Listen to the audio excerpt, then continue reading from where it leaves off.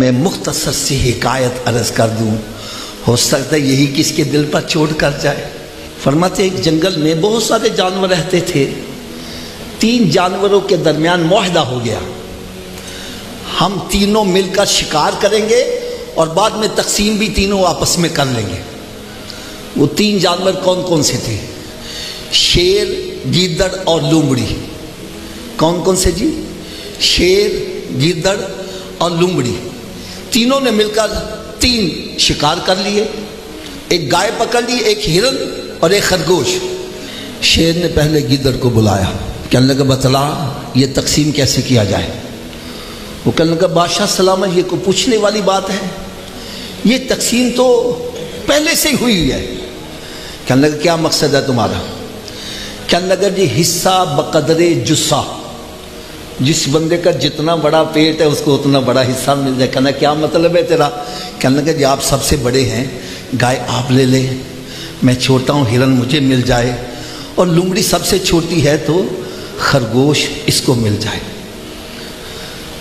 شیر کو یہ فیصلہ سن کے بڑا غصہ آیا، اس نے ایک تھپڑ زور سے مارا، اس کی ٹانگ ٹوٹ گئی۔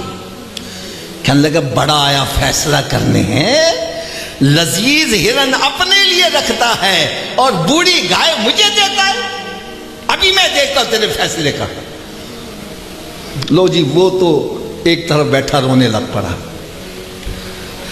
تھوڑی دیر کے بعد باری آئی لومڑی کی۔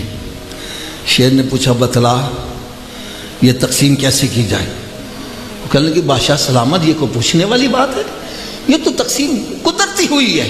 کہنے لگا کیا مطلب ہے تیرا؟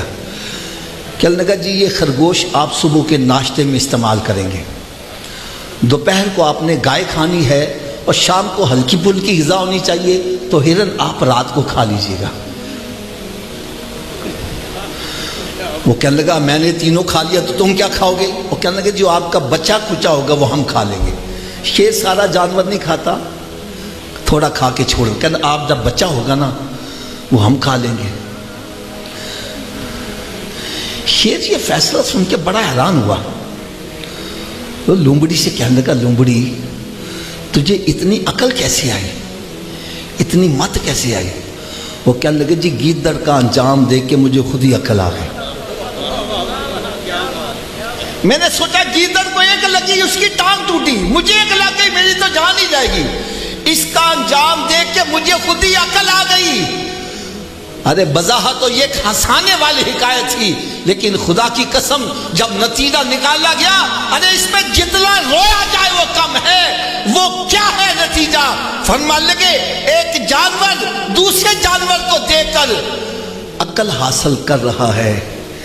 اے انسان تیرے سامنے چوروں کا انجام کیا ہے، زانی شرابیوں کا انجام کیا ہے، ماں باپ کے نافرمانوں کا انجام کیا ہے، بے نمازیوں کا انجام کیا ہے، اور تیرے سامنے اللہ کے ولیوں کا انجام کیا ہے۔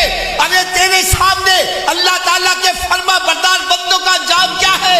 اگر یہ سب کچھ دیکھ کر بھی تو عقل نہیں حاصل کرتا تو پھر جانوروں سے بدتر ہے۔ قرآن کہتے اولئک کالانعام بل ھم اضل، یہ چوپائے ہیں بلکہ چوپایوں سے بھی بدتر ہے۔ چوپائے بھی ایک دوسرے کو دیکھ کر عقل حاصل کر رہے ہیں اور تو ابھی تک عقل ہی نہیں حاصل کر سکا۔ یا دین کی بات پھیلانا صدقہ جاریہ ہے، ثواب کی نیت سے ویڈیو کو شیئر ضرور کیجیے۔ جزاک اللہ۔